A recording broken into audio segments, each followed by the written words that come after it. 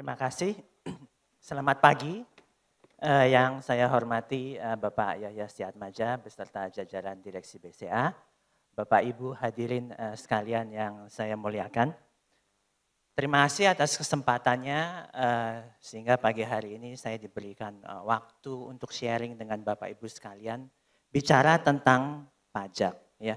Kalau tadi kita sudah mendengarkan pemaparan dari Prof. Teguh Santoso yang luar biasa, itu dakdikduk terkait anatomi tubuh, terkait jantung. Nah, sekarang saya akan mengajak Bapak Ibu dakdikduk sedikit tentang yang lain. Ya. Saya yakin kalau bicara tentang pajak, hampir sebagian dari kita pasti merasa dakdikduk. Oke, bicara tentang kepastian, di dunia ini ada suatu kutipan, saya mengutip dari seorang yang sangat terkenal, yaitu in this world nothing can be said to be certain except death and taxes. Ya, jadi di dunia ini hanya dua hal yang pasti, kematian dan pajak. Siapa yang mengutarakan ini? Bapak Ibu ada yang tahu? Oke, yang mengutarakan ini adalah Bapak Benjamin Franklin. Benjamin Franklin adalah negarawan, salah satu founding fathers dari United States of America. Kita bisa melihat gambar Bapak Benjamin Franklin di uang pecahan 100 US dollar. Oke, jadi pagi hari ini saya akan membagi dalam dua bagian besar. Yang pertama adalah Indonesia New Tax System atau Core Tax at a Glance. Dan yang kedua bicara mengenai tax aspect of wealth. Jadi karena kita ini di BCA Wealth Summit ya, jadi rasanya kurang sah kalau kita tidak membahas mengenai aspek perpajakan dari kekayaan. Oke, siapa ya di antara Bapak Ibu yang sudah pernah mendengar kata core tax? Boleh angkat tangan? 1, 2. Ya, di sana saya lihat sudah beberapa. Ya, sudah mulai beberapa, saya yakin Bapak Ibu mungkin sudah mendengar istilah core tax. Saya akan mengajak Bapak Ibu refresh sedikit pemberitaan di media mengenai core tax. Sri Mulyani ungkap alasan Ditjen Pajak bangun sistem super canggih. Menkyu, core tax jadi tulang punggung pencapaian penerimaan negara. Sri Mulyani, core tax system di Indonesia jadi yang terbesar di dunia. Pemerintah siapkan core tax system guna memodernisasi layanan pajak. Sri Mulyani laporkan progres pengembangan core tax system ke Jokowi. Nah, ini adalah berita-berita yang sudah tersebar di seluruh media mengenai perkembangan core tax. Ya.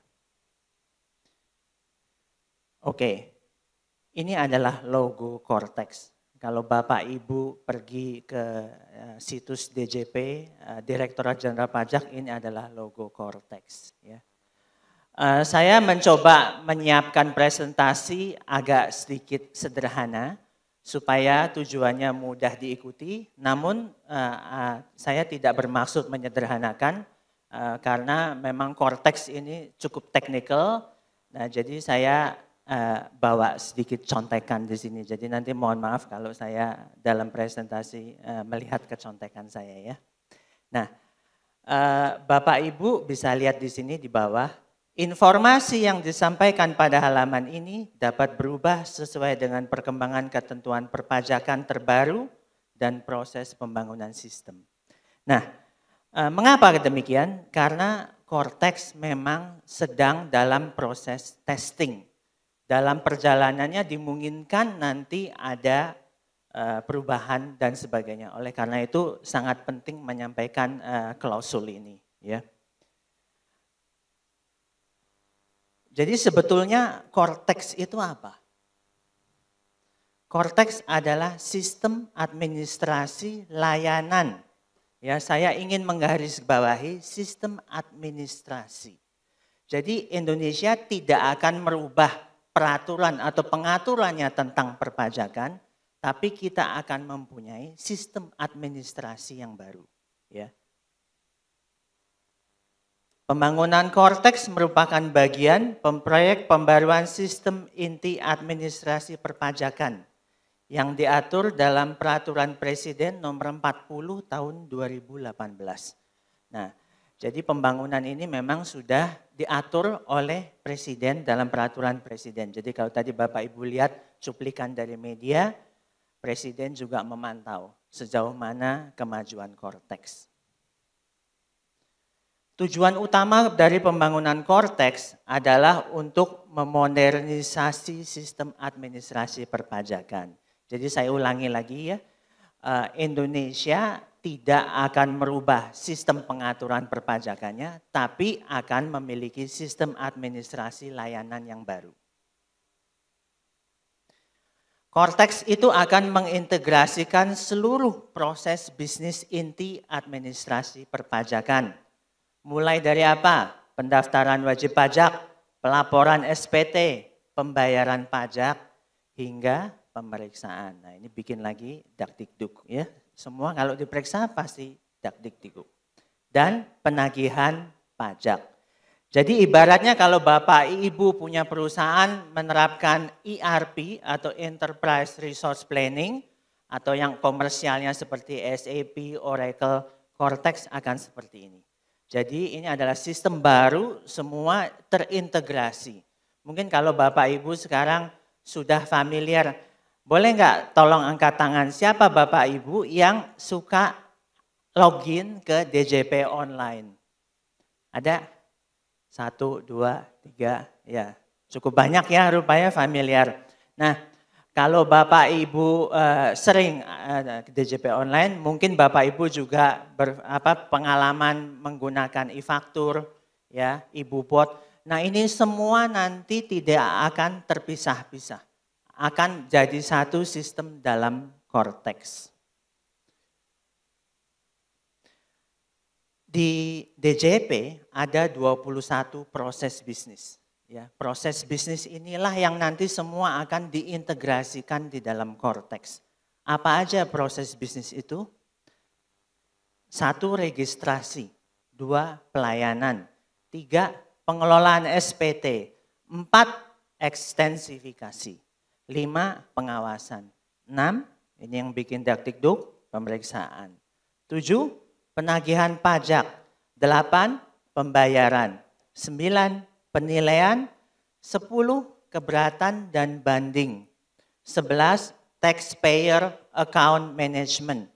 Taxpayer account management ini adalah suatu hal yang baru, yang belum ada di sistem saat ini. 12, non keberatan. 13, intelijen perpajakan.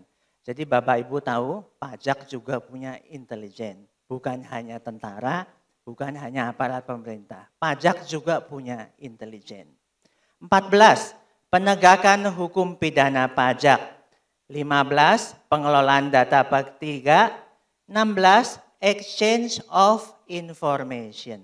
Nah, exchange of information inilah salah satu pemicu yang mengakibatkan Bapak Ibu suka dapat surat cinta. Siapa yang suka dapat surat cinta? SP2DK dari DJP? Saya yakin pasti ada dari Bapak Ibu. Nah, sumbernya adalah dari exchange of information. 17, document management system. 18, data quality management. 19, knowledge management. 20, compliance risk management. Dan 21, business intelligence.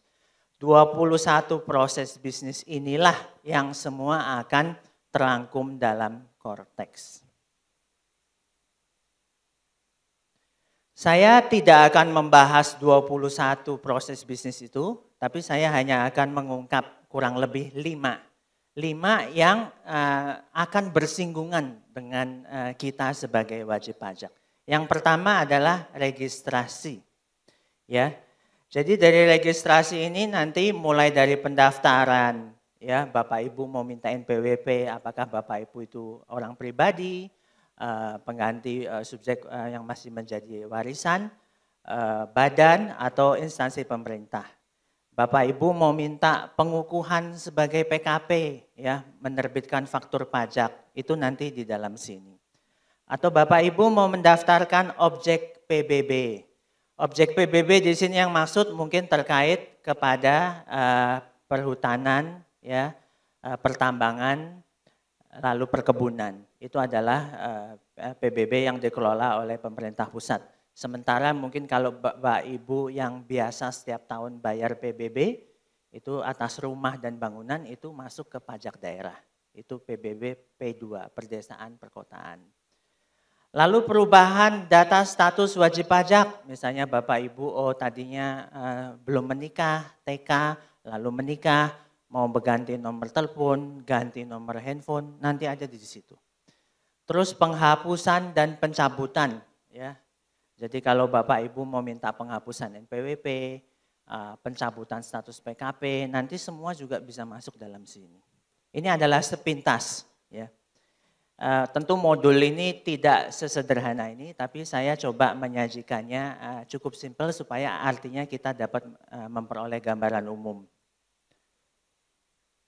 Modul kedua adalah pembayaran pajak, ya.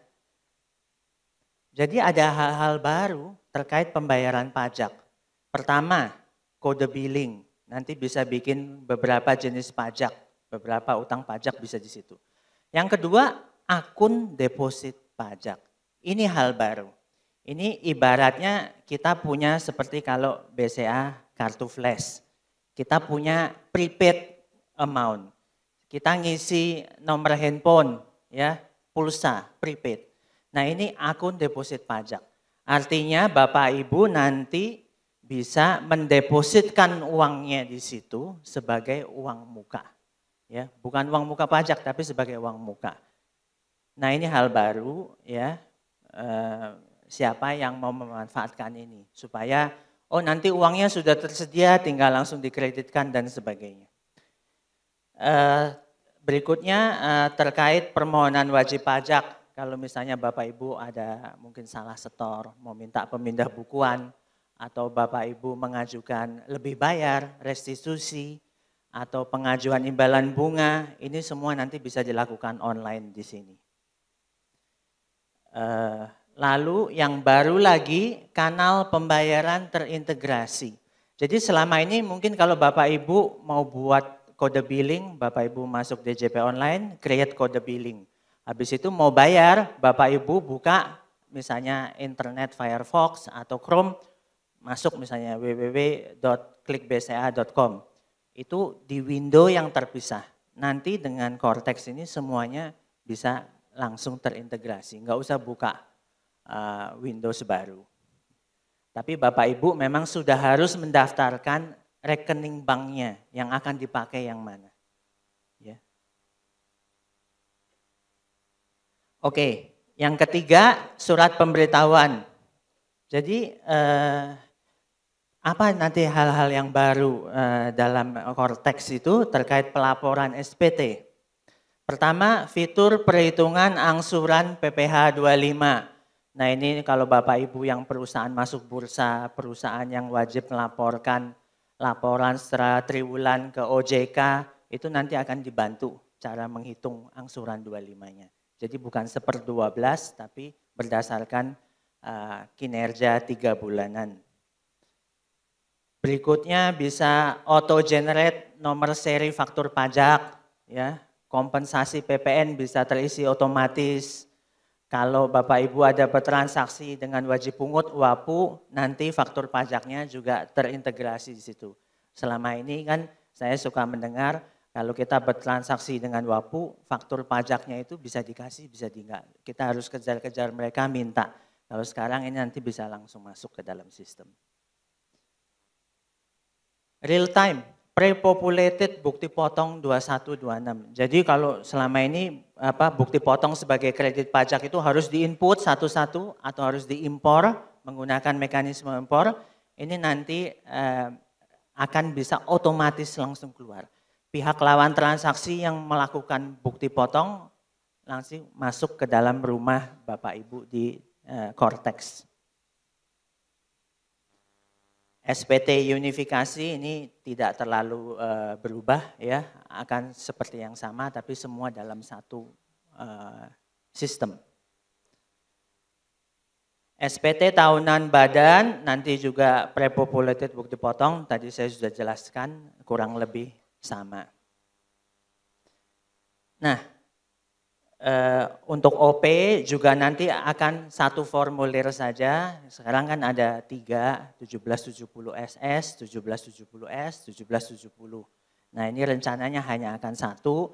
Nanti cara mengisi SPT-nya mulai dari menjawab pertanyaan, nanti dia otomatis bantu masuk ke dalam kolom-kolom yang sudah disediakan.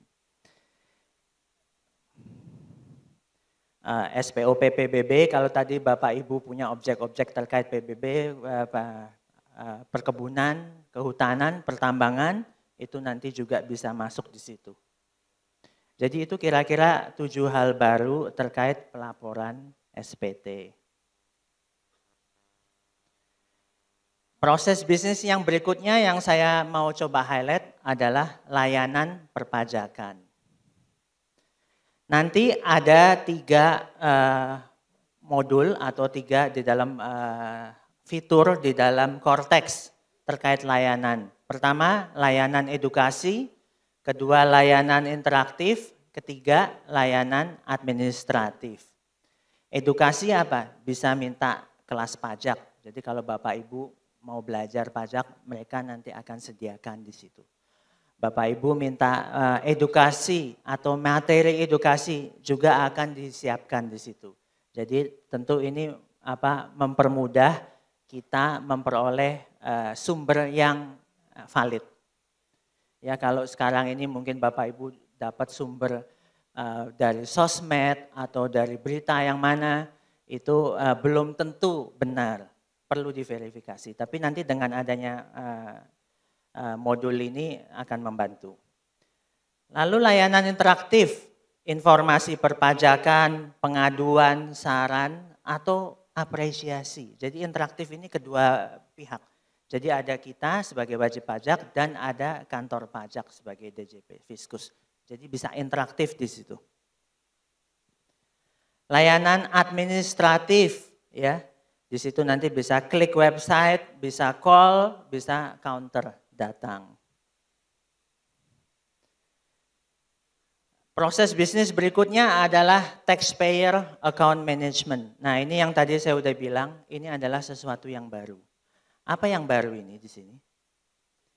Ini adalah Bapak Ibu, potret Bapak Ibu, siapa Bapak Ibu, perusahaan seperti apa Bapak Ibu di mata pajak ada di sini. Kita bisa melihat informasi apa yang pajak miliki tentang kita. Ya. Jadi ada ikhtisar profil wajib pajak. Terus yang kedua yang menarik nanti ada buku besar wajib pajak. Buku besar apa yang dimaksud? Ikhtisar profil wajib pajak. Nah, kalau Bapak Ibu lihat di layar ini adalah satu halaman yang mensummary siapa Bapak Ibu di mata Fiskus. Ya. Nanti ada mulai dari nama, lalu NIK atau NPWP, jenis pekerjaan, jenis usaha, ya, tanggal terdaftar. Ini sebetulnya sudah ada tapi nanti akan lebih komprehensif. Bapak Ibu bisa lihat ini yang saya lingkari merah, informasi umum, alamat, detail kontak, ya, pihak terkait, objek, detail bank, unit keluarga kepentingan perpajakan, tempat kegiatan, ya, wakil kuasa, siapa yang ditunjuk dan sebagainya. Permohonan yang tertunda apa. Jadi ini di sini semua bisa ngelihat aktivitas Bapak Ibu terkait pajak apa. Jadi kalau mungkin sekarang nanti harus ke KPP terdaftar, nanti ke depan tidak harus di KPP terdaftar. Mereka bisa online, bisa dari mana saja. Buku besar wajib pajak. Apa ini buku besar wajib pajak? Jadi di sini akan memuat summary Bapak Ibu tuh sudah bayar pajak berapa banyak selama ini. Ya. Atau Bapak Ibu punya tunggakan pajak berapa banyak juga. Jadi ini terlihat lengkap dengan tanggalnya. Jadi kalau debit itu nanti buat pajak itu dianggap sebagai piutang, ya artinya mereka punya hak tagih kepada wajib pajak. Tapi kalau kredit itu artinya hutang buat fiskus. Artinya di situ kalau Bapak Ibu misalnya mau mengajukan restitusi dan sebagainya atau ada pembayaran kelebihan lebih bayar pajak yang belum dikembalikan itu masuk di situ. Jadi ini dari sisi fiskus. Ya, jadi ini suatu hal yang baru. Mungkin selama ini informasi ada tapi tidak menyatu. Belum tentu semua misalnya AR atau mungkin kantor pajak bisa melihat. Tapi sekarang informasi ini dibuka. Ya, jadi kita sebagai wajib pajak juga tahu. Kantor pajak itu sudah mengumpulkan histori kita seperti apa. Jadi ini ada proses transparansi. Nah, bicara tentang Cortex, ya. Saat ini kita sudah di fase yang warna orange ini, sedang test and training. Saya yakin staff atau tim manajemen Bapak Ibu sudah diundang kantor pajak untuk training, datang ke kantor pajak. Tapi trainingnya masih terbatas, trainingnya belum bisa diakses dari luar, harus menggunakan intranet jaringan dari kantor pajak. Direncanakan akhir tahun 2024 ini akan di-launch secara resmi. Jadi mulai akhir 2024 kita semua akan mulai migrasi ke sistem ini yang namanya Cortex. Nanti bagaimana nasib DJP online? Ya kemungkinan di masa mendatang tidak ada lagi namanya DJP online. Semua menyatu dalam Cortex. Tapi tentu pemerintah juga sudah menyadari perlunya stage bertahap, ya penyesuaian jadi tidak akan otomatis hilang. Ya mungkin kalau Bapak Ibu nanti yang sudah biasa dengan fitur DJP online, biasa dengan fitur e-faktur, nanti mungkin harus penyesuaian sedikit, belajar sedikit sistem-sistem baru. Tapi sekali lagi saya sampaikan tidak ada peraturan-peraturan atau sistem perpajakan yang berubah. Ini hanya sistem administrasinya saja. Oke, sekarang dampak Cortex ini apa buat kita? Saya mengidentifikasi ada 6 dampak Cortex yang besar. Yang pertama, integrasi sistem akan digunakan oleh DJP. Kedua, otomatisasi proses bisnis DJP. Ketiga, peningkatan kepatuhan wajib pajak. Keempat, peningkatan kualitas layanan. Kelima, peningkatan kemampuan analisis data. Yang terakhir Bapak Ibu tahu nggak apa? Pasti peningkatan pendapatan negara dan tax ratio.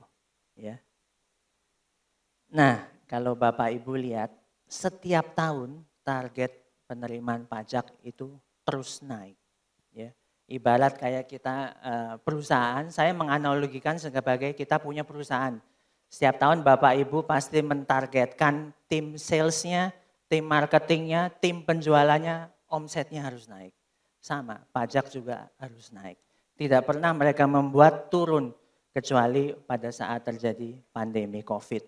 Ya, di tahun 2024 ini target 1988,9.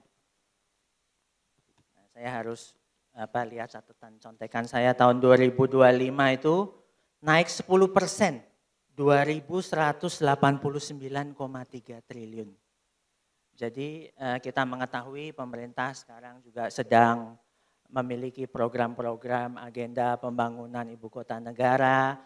Pemerintah yang akan datang juga memiliki program makan siang, gratis dan sebagainya. Tentu ini sedikit banyak berdampak kepada target penerimaan pajak. Oke. Itu sekilas tentang Cortex ya. Jadi saya tidak akan membahas terlalu banyak. Ini memang kelihatannya sederhana mungkin, tapi pada kenyataannya detail. Ya saya menyajikan seperti ini supaya kita tidak kehilangan gambaran besarnya ya. Oke. Waktu di monitor menunjukkan saya tinggal punya waktu 20 menit. Jadi saya akan menggunakan masuk ke dalam sesi yang kedua.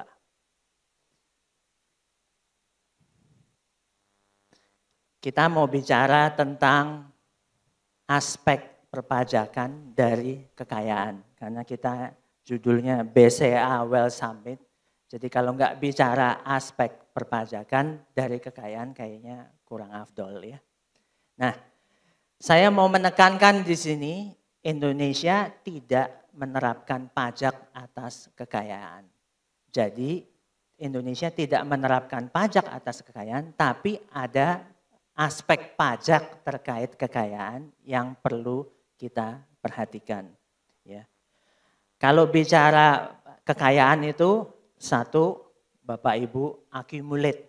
Ya. Setelah accumulate, Bapak Ibu bagaimana Bapak Ibu bisa mempertahankan. Ya. Setelah mengumpulkan, lalu Bapak Ibu mempertahankan. Terakhir Bapak Ibu tentu mau transfer. Ya, ke the next generation. Itu tentang pajak. Jadi accumulation, preservation, and transfer. Kalau bicara kekayaan dari aspek pajak, tentu kita harus mengetahui ada yang namanya tax management and optimization. Tax management and optimization ini harus dilakukan berdasarkan legal framework ya. Jadi memang ada pengaturan-pengaturan di undang-undang yang bisa kita pakai. Ini adalah legal, ini bukan illegal, ini legal. Nah, jadi saya sarankan at any time Bapak Ibu selalu menggunakan legal framework. Janganlah gunakan framework yang tidak legal. Karena itu nanti suatu saat pasti bermasalah. Bermasalahnya enggak sekarang, mungkin bisa setahun akan datang, 2 tahun, 3 tahun, 5 tahun, bahkan hingga 10 tahun. Bapak Ibu tahu kalau pajak punya otoritas periksa 5 tahun ke belakang.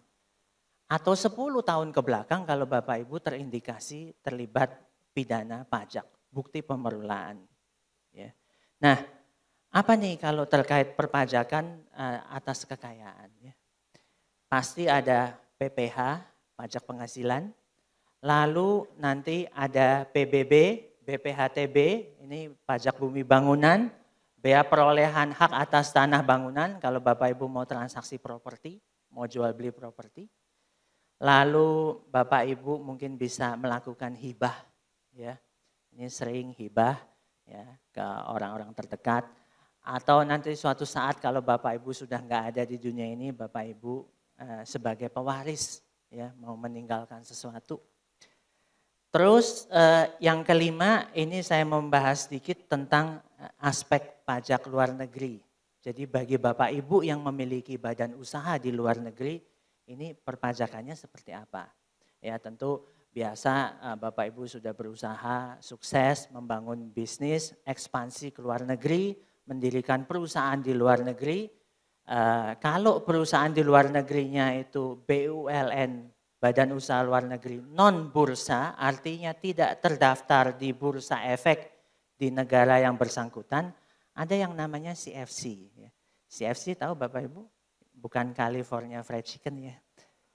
Tapi CFC adalah Control Foreign Companies. Ya. Jadi sistem CFC ini memang berlaku di banyak negara juga. Jadi ada aspek perpajakan yang Bapak Ibu harus antisipasi terkait CFC. Oke, sekarang tentang PPH orang pribadi. Kita tahu di negara ini tarif PPH orang pribadi progresif mulai dari 5% sampai 35% atas penghasilan dalam dan luar negeri. Ya, Indonesia hampir menganut worldwide tax system. Ya, jadi penghasilan dalam dan luar negeri yang diperoleh oleh wajib pajak dalam negeri itu terutang pajak penghasilan. PPH atas investasi. Kalau Bapak Ibu sebagai orang pribadi punya kekayaan, pasti atas melakukan investasi. Dividen, ya, pajaknya berapa? Final 10%.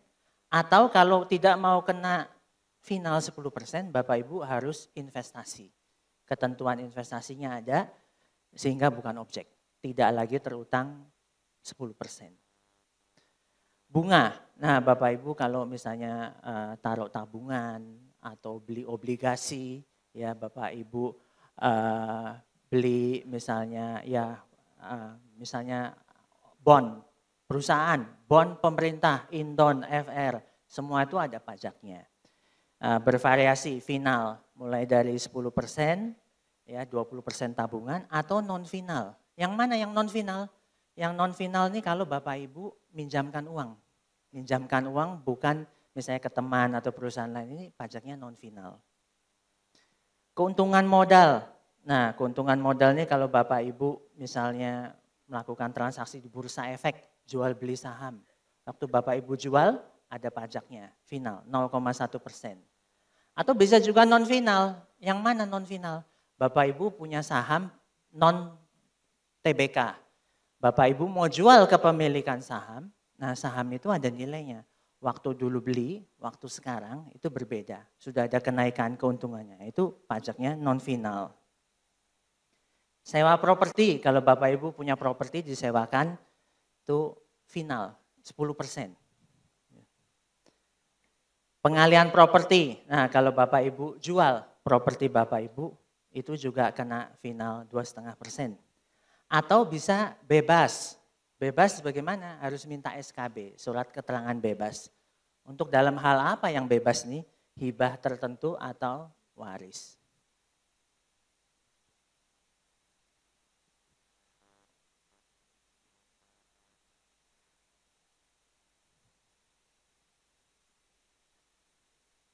Oke, berikutnya aspek pajak PBB dan BPHTB.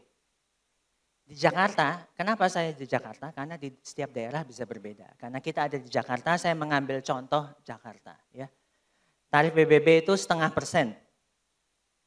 Kalau di daerah lain bisa berbeda-beda, ada yang 0,3% dan sebagainya. Setiap daerah memang memiliki kewenangannya masing-masing. Tapi kalau BPHTB itu kalau Bapak Ibu tadi mau beli, kalau tadi yang sebelumnya tadi di slide saya sebelumnya adalah ini menjual, ya menjual kena 2,5%. Tapi kalau beli ada pajaknya lagi, itu BPHTB namanya, 5%. Nah, bagaimana kalau membeli atau memperoleh pengalihan karena waris atau hibah wasiat, itu dapat potongan 50% dari 5%. 2,5%. Ya.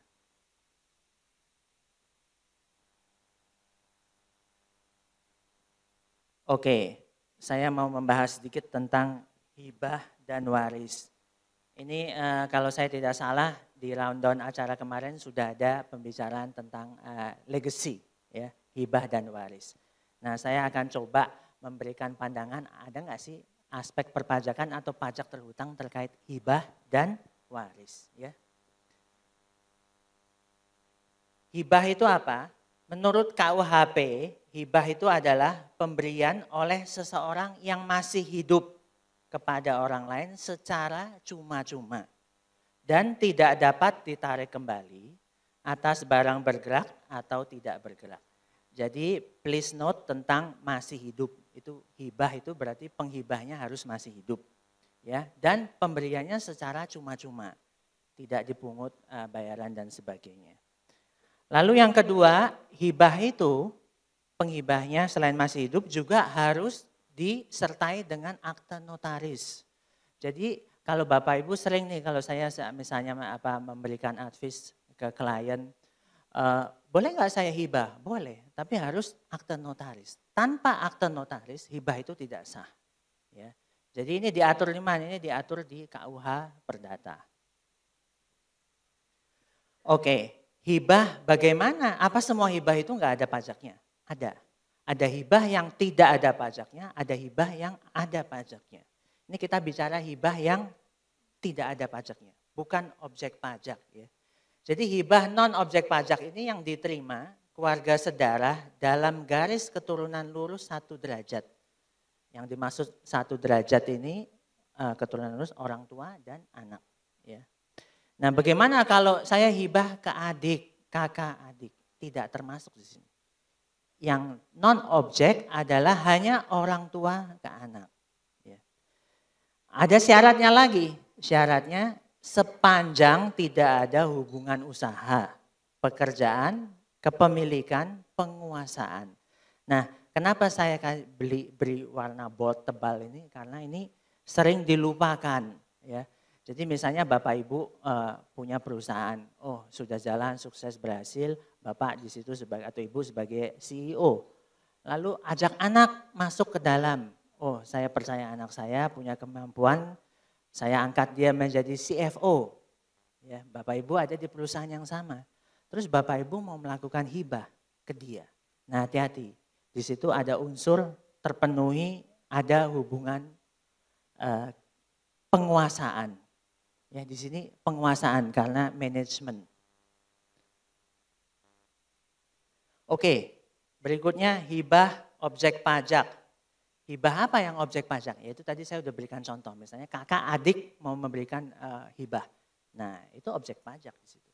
Ya, jadi untuk pemberi bisa nanti ada pajak yang harus dibayar, untuk penerima juga ada pajak yang harus dibayar.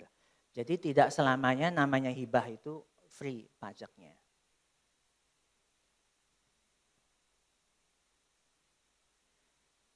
Yang berikutnya adalah waris. Nah, waris menurut pengertian waris itu sebetulnya beralihnya hak dan kewajiban tentang kekayaan pewaris saat sudah meninggal ke ahli waris yang masih hidup. Ya, jadi kuncinya tadi kalau hibah itu masih hidup penghibahnya. Kalau waris, pewarisnya sudah nggak ada. Ya, itu baru yang namanya kan waris. Di Indonesia, waris itu diatur ada 3 hukum yang mengatur. Pertama, hukum KUH Perdata. Kedua, hukum Islam untuk mereka yang beragama Islam. Ketiga, hukum adat. Ya. Jadi kalau Bapak Ibu, mohon maaf misalnya tidak beragama Muslim, jadi Bapak Ibu harus menggunakan ketentuan di KUH Perdata. Mungkin yang saya mau garis bawahi yang disebut waris itu pertama harus ada hubungan darah atau perkawinan. Jadi misalnya saya suatu saat meninggal mau mewariskan misalnya mobil saya ke teman. Apakah itu waris? Itu bukan definisi waris. Karena saya dengan teman saya nggak ada hubungan darah, nggak ada hubungan perkawinan, itu bukan waris. Itu lebih cocok masuknya ke hibah wasiat. Ya. Nah ini yang mungkin perlu kita samakan persepsi istilah waris dan hibah. Di Indonesia waris itu bukan objek pajak, tapi harus ingat yang disebut waris tadi ada hubungan darah atau perkawinan. Ada 4 golongan. Golongan pertama yaitu suami, istri, anak. Golongan kedua yaitu ayah, ibu, orang tua, saudara kandung. Golongan 3 itu kakek, nenek, saudaranya, garis lurus ke atas. Golongan keempat itu paman, bibi, sepupu, sampai derajat ke-6.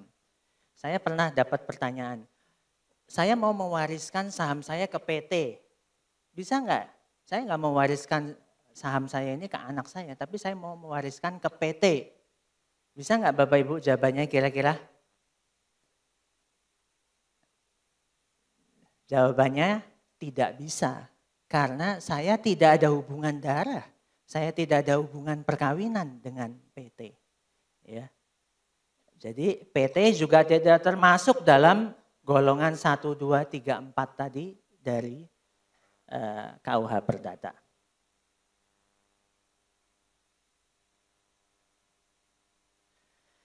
Oke, ya, waktu tinggal tersisa 7 menit. Saya akan masuk menjelaskan mengenai CFC rules tadi ya.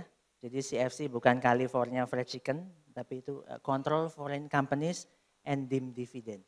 Apa sih sebetulnya CFC rules and Deemed Dividend ini? Jadi tadi saya sudah kasih pengantar, Bapak Ibu mendirikan usaha di luar negeri. Ya. Perusahaan di luar negeri namanya BULN.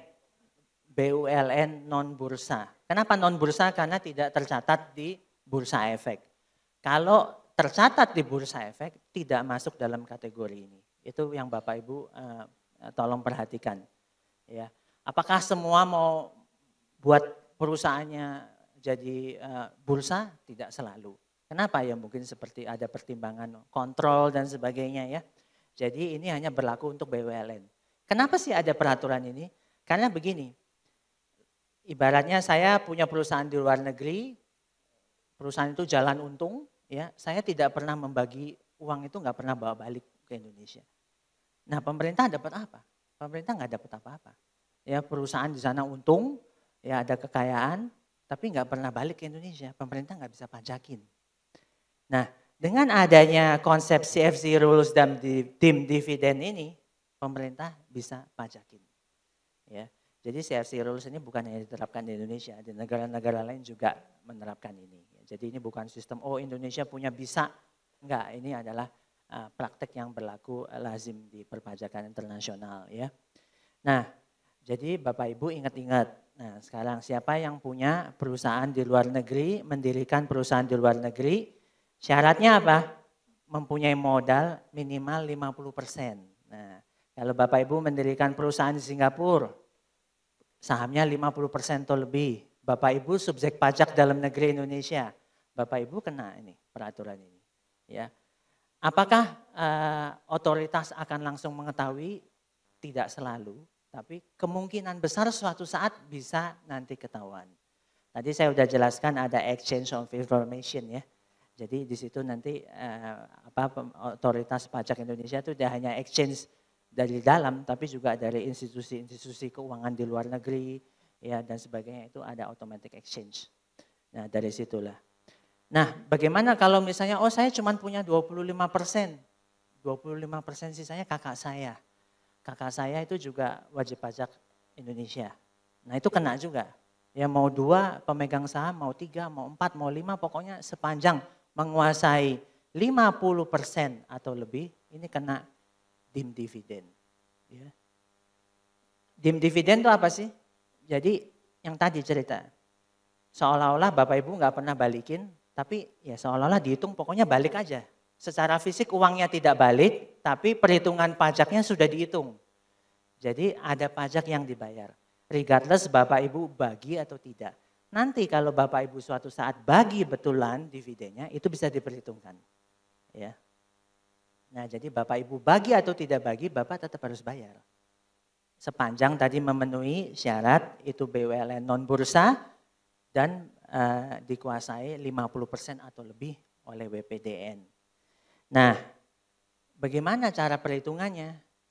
Apa objek yang masuk dalam perhitungan pajaknya? Satu, ini semuanya terkait passive income, ya, passive income. Jadi tidak semua penghasilan operasional ikut, tapi passive income, dividen. Kalau perusahaan itu misalnya memperoleh dividen dari TBK, investasi dan sebagainya. Lalu penghasilan bunga, lalu kalau sewa royalti, mungkin Bapak Ibu dirikan perusahaan di luar negeri, perusahaan itu beli properti, beli kapal atau dan sebagainya, lalu disewakan, nah itu penghasilan sewa masuk. Keempat, laba pengalihan harta, ya kalau Bapak Ibu jual beli saham atau jual beli aset tadi ada labanya masuk ke sini, karena dikategorikan sebagai passive income, ya. Nah ini adalah terkait tentang dim dividen. Nah ada nggak cara supaya wah saya nggak terkena ini? Ada caranya, dan caranya ini memang diperkenankan within legal framework. Apa caranya? Yaitu Bapak Ibu harus membawa balik 30% laba setelah pajak di luar negeri, BUMN tadi, Bapak Ibu bawa balik ke Indonesia, investasi selama 3 tahun, maka Bapak Ibu terbebas dari kewajiban dim dividen ini. Itu syaratnya. Mengapa pemerintah bikin peraturan seperti itu? Memang karena pemerintah Indonesia kan masih sebagai capital importing countries ya. Jadi mementingkan arus modal masuk dari luar negeri tetap masuk ke Indonesia. Jadi itulah mengapa pemerintah memberikan insentif seperti ini. Itu terkait CFC rules dan dim dividen. Ini berlaku mulai kapan? Sebetulnya berlaku mulai tahun 2017, tapi peraturannya sudah diperbarui dengan PMK 93 tahun 2019. Nah, jadi nanti pengaturan pelaporannya gimana ada di dalam SPT tahunan Bapak Ibu. Bicara tadi tentang investasi, investasi apa yang bisa Bapak Ibu lakukan? Banyak, uangnya Bapak Ibu bisa taruh di tabungan atau Bapak Ibu bisa investasi di BCA, ya beli obligasi, beli reksadana, buka deposito, atau Bapak Ibu mau beli rumah, properti boleh, Bapak Ibu mau beli LM, logam mulia boleh, Bapak Ibu mau setor di modal perusahaan sendiri juga boleh. Ya, syaratnya adalah selama 3 tahun pajak. Nah itu nanti harus dilaporkan. Oke, jadi ini ada kutipan lagi. The hardest thing in the world to understand is the income tax, katanya. Ya, jadi kan tadi sudah 1 jam saya perhatikan Bapak Ibu, ada yang menyimak ya dengan baik dan serius. Saya yakini kok sulit ya. Ternyata pajak itu ya yang bilang sulit bukan cuma kita.